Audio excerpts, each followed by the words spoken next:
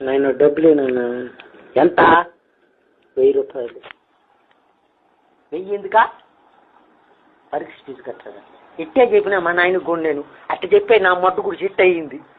అట్ట కాదు నాయన, 1000 రూపాయలు పరీక్ష ఫీజు కట్టాలి నాయన. కరెక్టే.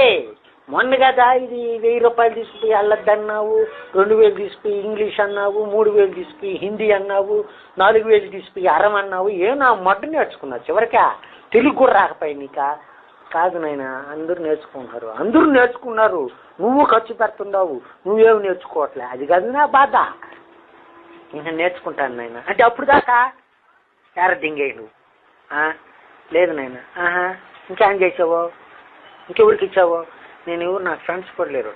ఫ్రెండ్స్ లేరు సరే, నీకు ఫ్రెండ్స్ లేరు, ఫోన్ బిల్లులు కావు, రూమ్ రెంట్లు కట్టుకుంటుంటావు. మంచోడివే. నేనే ఎద్దు నా మడ్డని